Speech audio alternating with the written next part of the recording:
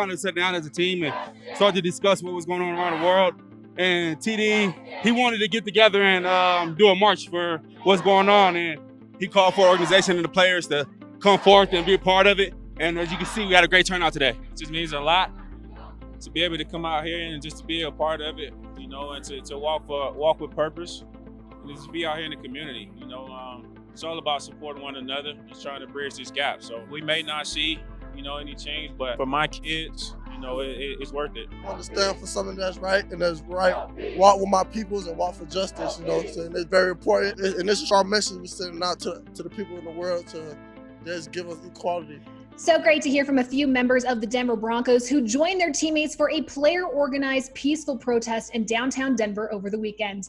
Hello, everyone, and thank you so much for joining us for the latest edition of Broncos Beat. I'm Alexis Perry, and tonight we have Cecil Lammey from 104.3 The Fan, Solomon Wilcots from Pro Football Focus, and James Palmer from the NFL Network. You guys, we're going to get to one of PFF's latest top 50 lists coming up here in just a little bit, but first and more importantly, Saturday afternoon was an historic day for the Denver Broncos as the players came together to not only voice their thoughts, feelings, and beliefs regarding the social injustice towards the Black community, but to take action and peacefully protest this systematic issue.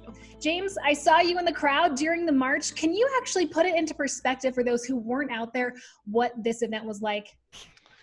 Yeah, Alexis, what really jumped out at me, the three biggest things are, one, so how eloquently Justin Simmons spoke to the crowd, addressing both the members of the crowd that are part of the Black community and the members of the crowd that are part of the white community, the job that both of those groups have to do. I thought he spoke brilliantly. The second part of it is walking up towards the front with a lot of the players and hearing white players specifically talking to other members that were part of the organization that put this on, talking about, you know, aspects where they just haven't listened to their teammates before. Not, you know, really saying they don't know about it. They'd like to know about it. And that's a great conversation to hear when you're going through a march. And then the last part is just the way it grew. I mean, there was probably about 1,500 people that were listening to the speeches at the Civic Center right there across the street from the Capitol building. But as it passed the Capitol and all those people that are out there on that lawn joined, and as it went down each street, it just got bigger and bigger. And then when you looked back, and I was near the front, like I said, it went on for as far as your eye could see through the streets. And the way it grew was something really remarkable. And it was a big part of what the Denver Broncos wanted to do in terms of making action and not just conversation. And they really, I think, succeeded in everything that they were trying to do in their first step and what they're trying to accomplish. Well, there's no doubt that the Broncos are leaders in this community. So how important was it for these men, many of which flew in from out of town to be here for the protest, to really band together and show that they're united in this fight for racial equality? Well, I could tell you this.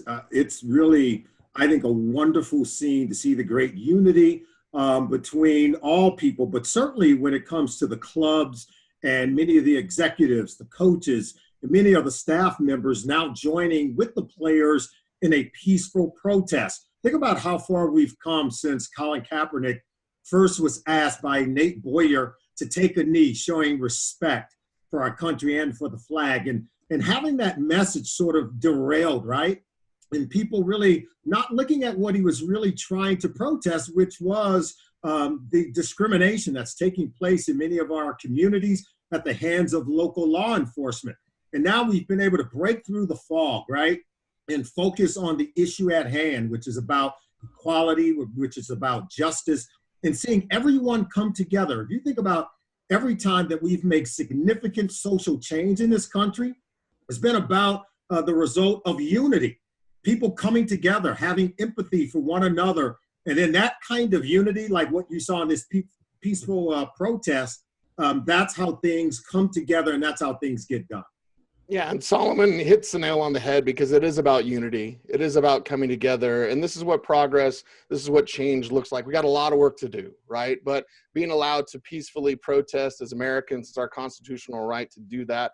And it was great to see just the message that's being sent, because we all have a healthy respect and appreciation for our nation and our military. It's not about that, right? And to get that message clear to everyone, like this isn't about the military. This isn't about the flag. This is about something that is systemic. It's been there for years and years and years. This is not new at all. This is something that we all need to come together as. And it's great to see because you see that teammates from all different backgrounds, right? Coaches from all different backgrounds, players from all different backgrounds coming together for one strong message for the nation, for everyone, the world to hear and to react to. It was simply fantastic to see the Broncos take the lead on that.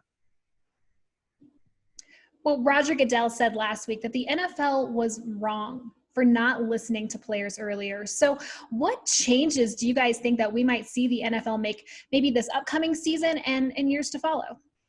Well, I'll start off, Alexis, because I have a little behind-the-scenes look at kind of what went down with that. We had a NFL employee meeting on Friday afternoon prior to that video coming out, and we had a brilliant panel, and the moderator for it was my good friend Steve White, who absolutely crushed it in running how we went through that process. And the commissioner was on that call for the whole 2.5 hours. We were on that call talking about social injustice, and a lot came out with the commissioner admitting in there prior to actually the video that came out about how the Colin Kaepernick situation was handled. And he talked about how we're going to put something out and how we didn't go through the right processes and how we are probably one of the leagues that looks at these protests moving forward in a different light than maybe some of the other leagues that are around. And I think it shows that anything is really kind of fair game in terms of protesting moving forward, because after what Roger Goodell put out in that manner, you can't do anything to any player that is going to peacefully protest prior to a game, after a game, in any capacity.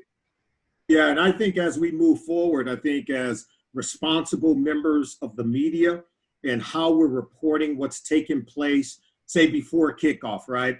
And you're seeing players really voice their opinion and really just trying to draw attention to the social injustice that is happening in our communities. I think when we're reporting on these issues and what's taking place prior to kickoff at NFL games all around the league, I think we cannot allow ourselves to lose sight of what the message is. The message is they're really just trying to draw attention to these social injustices and these instances of people really being killed and maimed in their own communities at the hand of local law enforcement.